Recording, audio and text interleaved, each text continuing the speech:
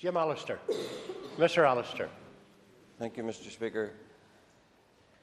It was a seminal moment when the Union flag was torn down from the prime civic building in our capital city. That was not an isolated assault on our Britishness, but a new high point in insult and Republican action in an orchestrated process which began in the Belfast Agreement.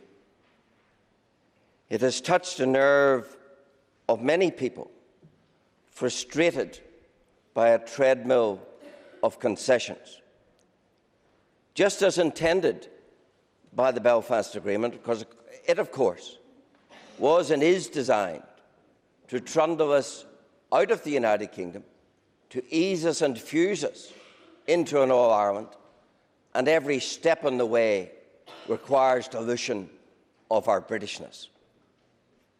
Culture, Mr. Speaker, is Sinn Féin's new theatre of war.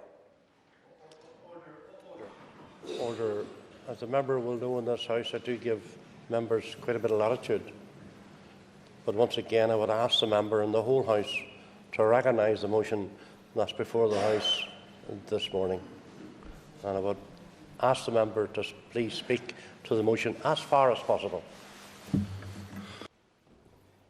I understand, Mr. Speaker, and I understand, and I'm sure you understand, that this debate is important not just inside this House, but outside this House. And frustrations and anxieties that are boiling over in our streets need to be addressed and spoken to in this House. And I am mindful of the direction, but I'm also mindful of that. There are some points in that context that I think one needs to say. I had just said that culture is Sinn Féin's new theatre of war. And while some in the Republican movement are wresting the Armalite, they have seamlessly moved to take up the weapons of culture warfare. Hence, parades must go, flags must go. Those who orchestrated and justified terror must rule over us. Perpetrators of terror must be equated with victims. We must have play parks named after their evil heroes. And Sinn Féin ministers must be allowed to discriminate in appointments with impunity. And the unionist community is expected to sit back and benignly consent to the trampling underfoot of their culture and identity, that by forces that are insatiable and still live by the mantra of Brits out, because that's what the taking down of the flag crystallises in its own particular way. Could I, Mr. Speaker, directly address those outside this House, those loyalists who have fallen into the trap of spoiling legitimate protest by attendant violence? I can completely understand the sentiment that I hear expressed, that when they look at these stormont structures, they conclude that violence pays.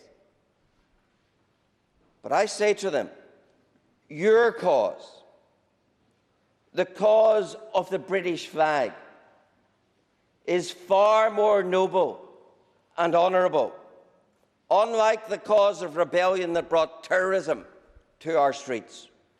So don't sully it by treading the violent path that Republicans set the way for.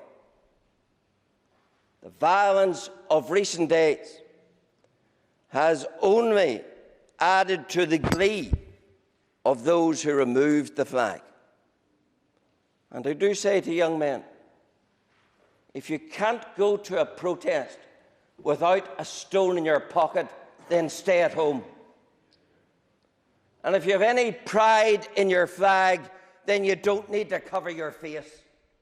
You should be proud to be seen to be supporting the flag. Let me make it very clear, Mr. Speaker, that I abhor and condemn all of the violence of the hangers-on, the threats, the arson, the intimidation. There is no justification for any of it, and it should stop. It should never have started. But this House, too, has a responsibility.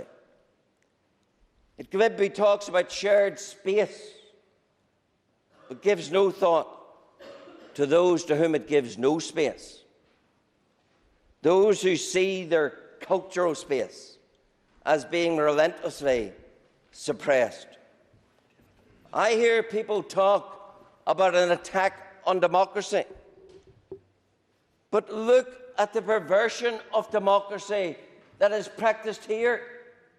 Think of the two fundamental cornerstones of democracy: the right to change your government, the right to have an opposition.